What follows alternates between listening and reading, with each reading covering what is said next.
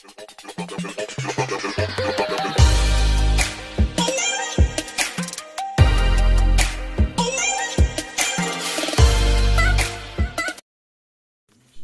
వ్రతం చేసుకోవచ్చు. వరలక్ష్మి వ్రతం రోజున పాటించవలసిన నియమాలు: సూర్యోదయానికి ముందే నిద్రలేసి తలారా స్నానం చేసి దైవ కార్యములో తల ఆరపెట్టుకొని ఎప్పుడూ పూజలు చేయాలి. తల నుండి నీళ్లు కారితే అది అపచారంతో కూడినదైతుంది, సంపదలు నశిస్తాయి, ఇంట్లో శాంతి ఉండదు.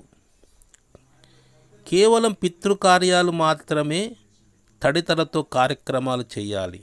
అంటే దైవ కార్యాలు చేసేటప్పుడు మహిళలు తల ఆరబెట్టుకోవాలి.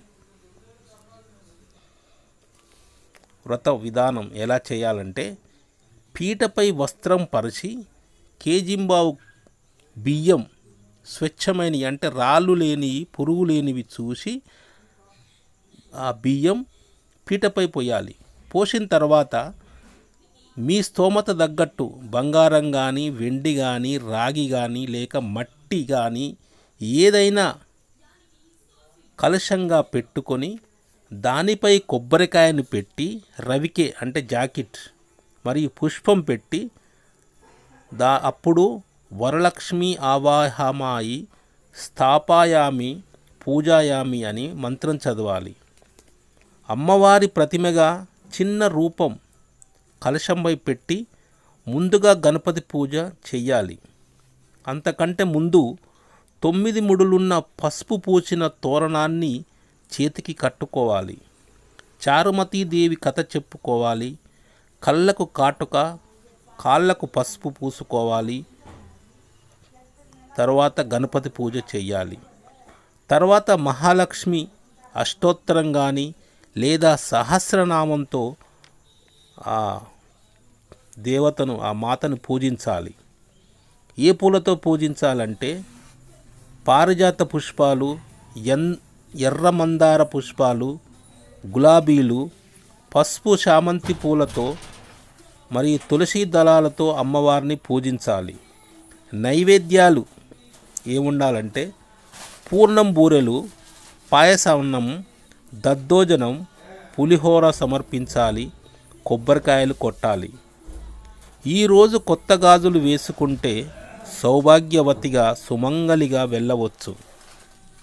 వచ్చిన ముత్తైదువులకు పసుపు కుంకుమ, కాటుక, గాజులు వీటితో పాటు మీ స్తోమతను బట్టి పట్టుచీర కూడా పెట్టవచ్చు. అమ్మవారిని ప్రకృతి వికృతి అనే 2 పేర్లున్నాయి, అలా పిలుస్తారు. ప్రకృత్యే నమః అనే నామం జపం చేస్తూ తాజా ఆకులతో పూజలు చేయాలి. తర్వాత వికృత్యే నమః అనే నామం జపిస్తూ ఎండు మారేడు దళాలతో పూజ చేయండి. దీనివలన ఆలుమొగలకు గొడవలు రా. సూర్యాస్తమయంలోపు అమ్మవారి దేవాలయం, మీ ఇంటి దగ్గర ఏమైనా అమ్మవారి దేవాలయం ఉంటే ఈ సూర్యాస్తమయంలోపు దర్శనం చేసుకొని అక్కడ ప్రసాదాలు తీసుకోండి. ఈరోజు ఉపవాసం ఉంటే చాలా మంచిది.